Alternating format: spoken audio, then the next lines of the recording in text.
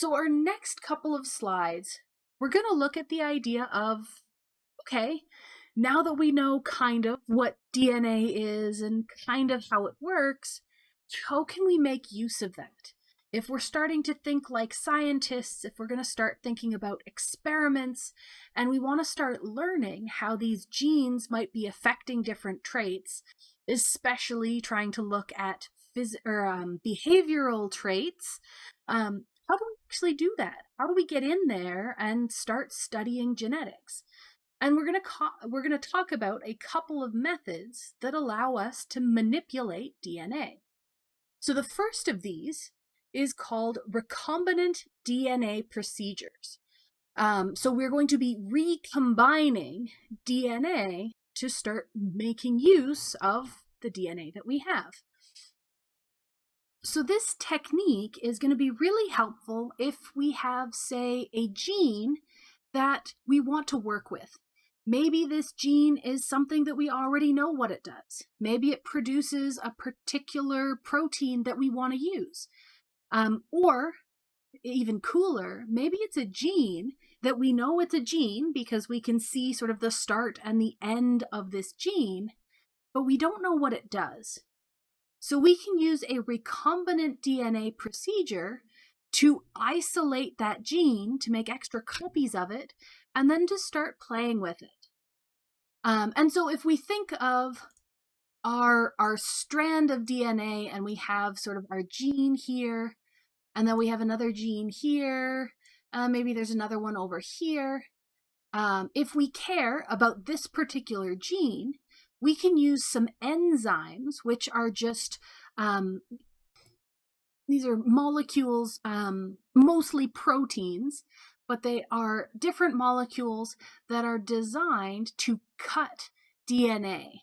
So these enzymes will stick to a very particular stretch of your DNA and they'll cut through it. So we can have this enzyme cut through, or just cut through all of it. I thought I'd be able to chop through it. Need some of that back. So it'll create a cut here, and we can create another cut here, which then gives us only that gene that we're interested in. So we can kind of discard everything else. So if we're left with just our gene of interest, we can start using that in other situations. So we could combine our gene of interest with the DNA of another organism. And this makes use of some things that we've figured out about how other types of organisms use their DNA. And so I'm actually going to get rid of this so I can show you the next page, because I find, even though this is an FYI and I don't need you to know the specifics of it, it definitely helps us register what's happening. So this is our gene, my little blue doodle that I had on the previous page. This is the same thing, they've just curved it a little bit. So that is our gene of interest, or they've called it a target gene. And we can take that and combine it with what's called a plasmid. And a plasmid is basically the equivalent of a chromosome, but for a bacterium. So a bacteria cell, it doesn't have chromosomes because it doesn't have all that much DNA. It has far less DNA than we do, so it doesn't need lots of chromosomes. It just has a plasmid. So this is a ring, one little loop that has all of their DNA. So this is going to have the two strands of DNA just formed together in a loop. And so what we can do is use our enzymes to cut into this plasmid, to cut into this DNA, and it's going to cut there. And by cutting it open, we can actually get our target gene, our gene of interest, to slip into the gap.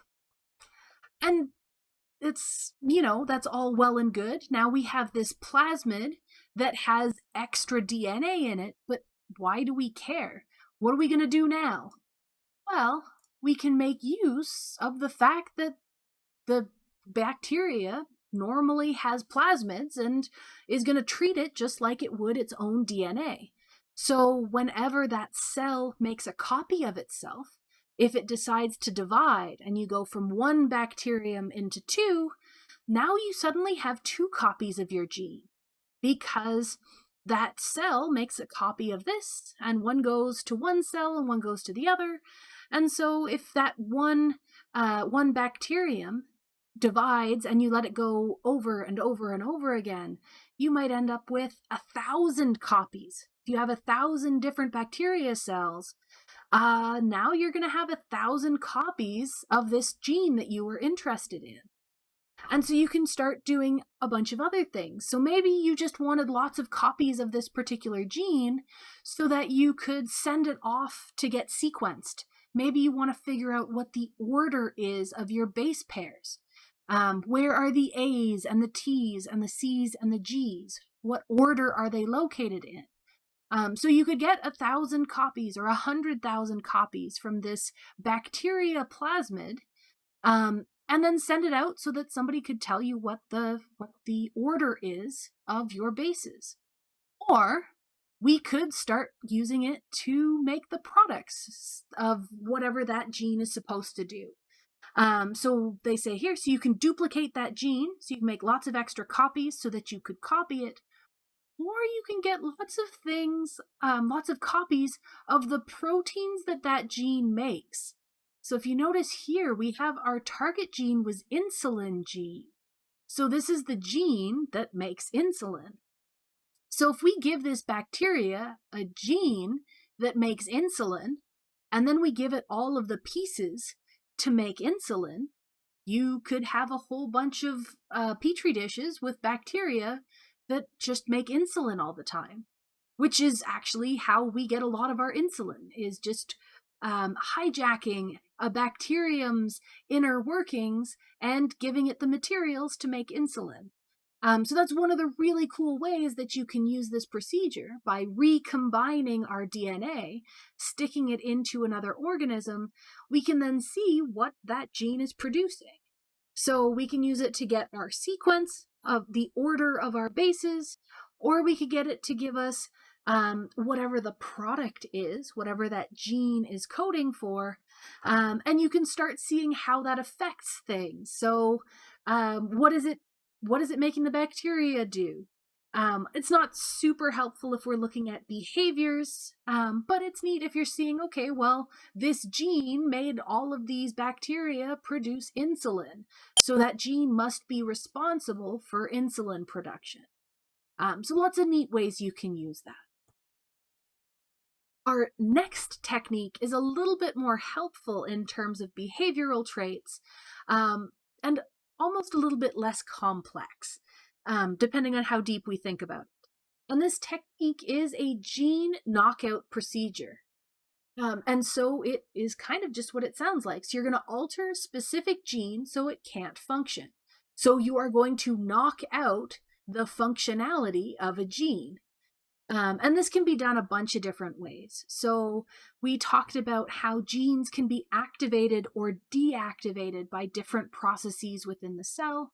Maybe there are chemicals that you can introduce that turn off the gene. So it's a pretty easy way to knock it out.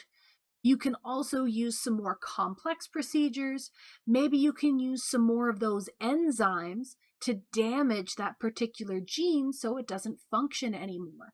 Maybe you can remove it completely. It kind of depends.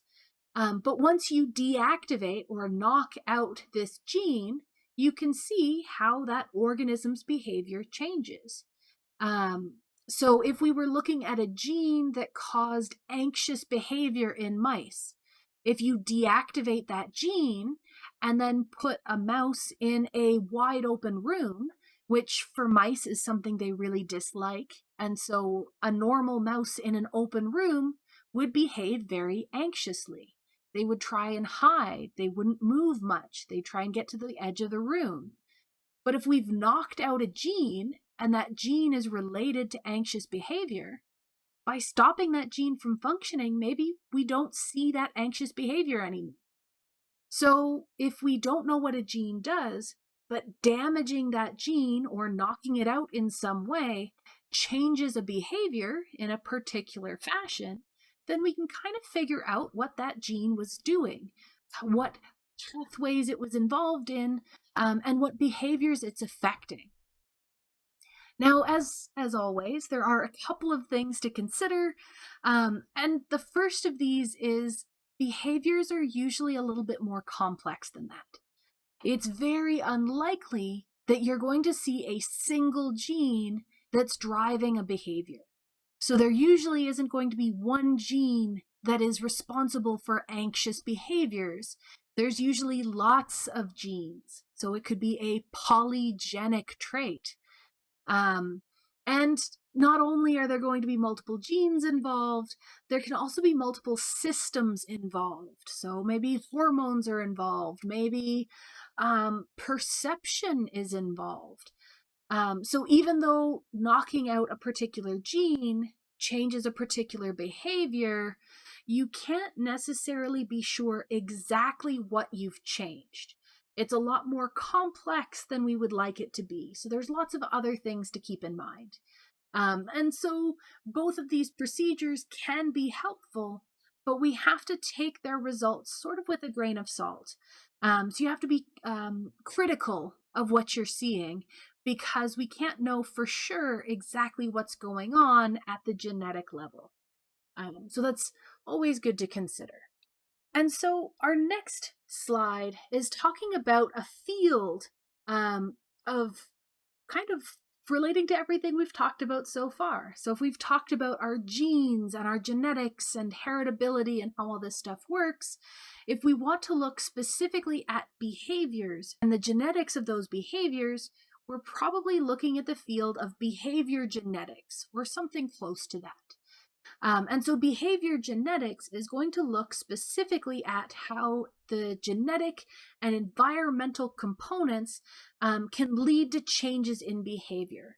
So this is the idea that we have our genes or our genotype plus our environment and all those other things that are going on that aren't our genes, and how those combine to create us and our complex behaviors and all of the other things that make us who we are. So our genes plus our environment is going to give us our phenotype, and we're looking at sort of multiple genes and multiple environmental factors and multiple phenotypes, depending on how narrowly we direct our focus. So it's a broad field, and you can kind of define what you're going to be looking at. Now, our next couple of slides are going to start looking at how we can actually get into this field of behavior genetics, how we can start studying genetic effects and environmental factors, and how much of our behavior is driven by our genes, and how much of our behavior is driven by our environment. But I'm going to leave that for the next lecture, because I'd like to do those all together all at once.